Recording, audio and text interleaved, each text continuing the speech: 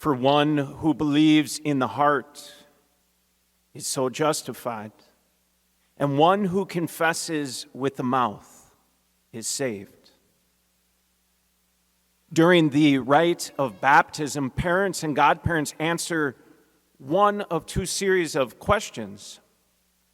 And in order to renounce sin on behalf of their child who's to be baptized.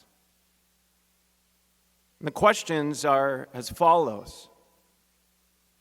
Do you renounce Satan and all his works and all his empty show? The other formula, parents and godparents are asked, do you renounce sin so as to live in the freedom of the children of God?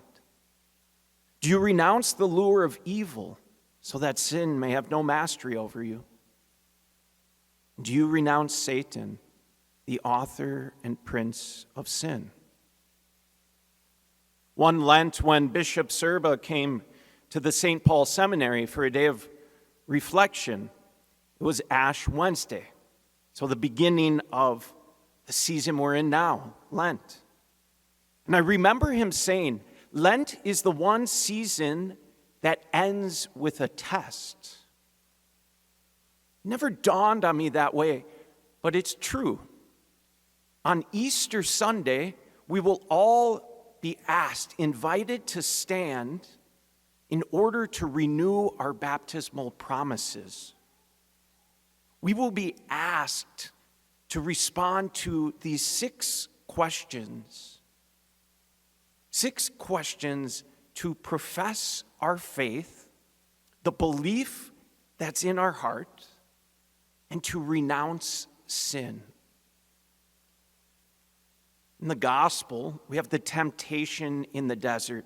Jesus led by the Spirit to be tempted by the devil. And this gospel is one, I think, of the most clear and direct reminders that all of us have an enemy, an adversary, when it comes to the life of faith. And that, in fact, we are in a battle, a spiritual battle. And for humanity, for Christians, Satan is our greatest enemy. And the most important battle, while here on this earth, is against sin and for our salvation, the eternal place of our soul. And this is actually the battle that Jesus came to fight. It's he who comes to confront the devil himself, to confront sin, and to even confront death, going through death itself. In this season of Lent, we're invited to be joined and participating in this great struggle ourselves.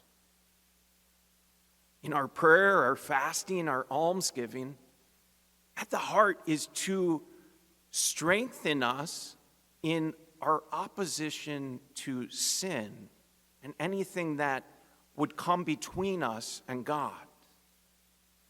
It's a grace-filled time, grace-filled time.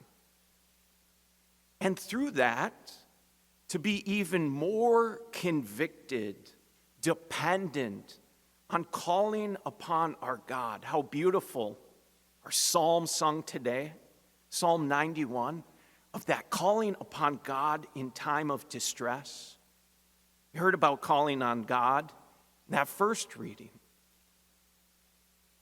When we come to the end of the season, that Easter Sunday, we will stand and be asked those questions. And the more we lean into the practices of this season, the greater conviction we'll be able to have as we say, I do. I do. Today and throughout this season on Sundays, part of a way of growing in the conviction and the habit of professing our faith. Today we'll sing our creed. We'll sing the belief we profess, the belief we have in our heart. So what a gift it is to know that our Lord Jesus came to fight this battle on our behalf.